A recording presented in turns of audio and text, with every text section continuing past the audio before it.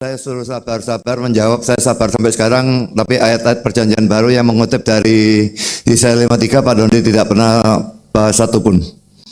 Lalu Yesaya 53 ayat 4 sampai 10 itu juga tidak dibahas. Pak Doni cuma menyerang tapi tidak membahas. Tapi serangan Pak Doni kami patahkan semua. Lalu Mika pasal 5 ayat 2 jelas amburadul, tidak karu-karuan. Jadi kami menjawab semua serangan Pak Doni. Tetapi sebaliknya serangan kami banyak sekali yang Pak Doni tidak bisa jawab. Seandainya saya jadi orang Islam dan saya mengikuti perdebatan ini, saya jadi murtadin, Pak. Islam. Ya. Oke Pak, kami berdua nih belajar Alkitab tiap hari Pak. Jadi kalau ngomong tentang Yesaya 9, Bapak bilang itu nubuat Raja Hizkia, kami juga tahu. Ya, kami juga tahu. Tapi kalau kami juga percaya bahwa nubuatannya juga pada Kristus, pasti kami punya alasannya juga Pak. Tapi kan kita sekarang tidak memperdebatkan itu. Jadi saya juga terus terang saya heran bahwa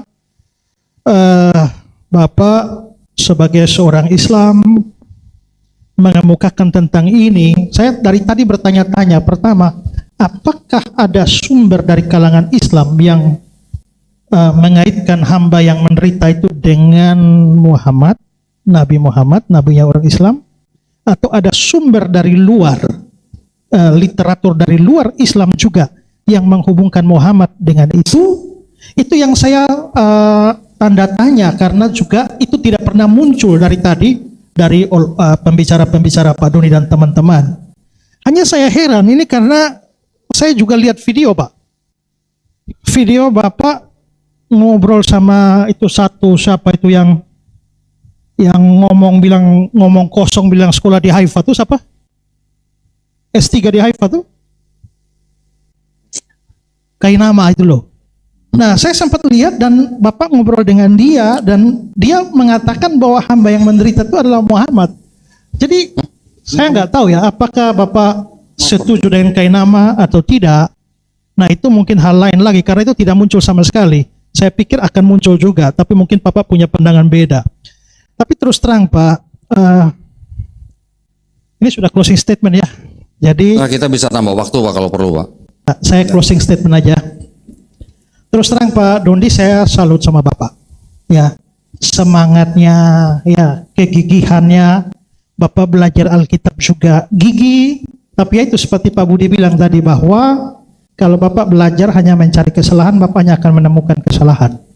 Ya, saya sangat sayang Bapak giat bagi Allah, tapi tanpa pengertian yang benar. Seperti kata Paulus. Ya, saya walaupun Bapak menolak, saya mau berdoa supaya hati Bapak terbuka. Siapa tahu Bapak bertemu dengan juru selamat yang sesungguhnya, yaitu Yesus. Demikian pula dengan saudara sekalian. Begitu juga dengan Bang Umar. Tapi kalau saya boleh saran lagi untuk Bang Umar, mungkin Bang Umar perlu belajar logika lebih baik. Supaya waktu berargumentasi itu tahu apa yang orang tanya, tahu apa yang orang serang. Supaya waktu jawab, itu jawab sesuai dengan yang ditanyakan, bukan yang lain. Ya. Dan saya mau menutup closing statement saya ini dengan suatu kata-kata dari Eitan Bar. Dia bilang, Yesaya pasal 53 terus memekik nama Yesus melalui penderitaan dan kematian Mesias untuk dosa manusia sebagai kesaksian atas kasih Allah. Kalau Yesaya 53 terus memekik, biarlah yang punya telinga mendengar, tapi yang tidak punya telinga tetap tuli dengan kebenaran ini. Tuhan Yesus Kristus memberkati semua orang yang percaya kepadanya. Shalom Aleichem.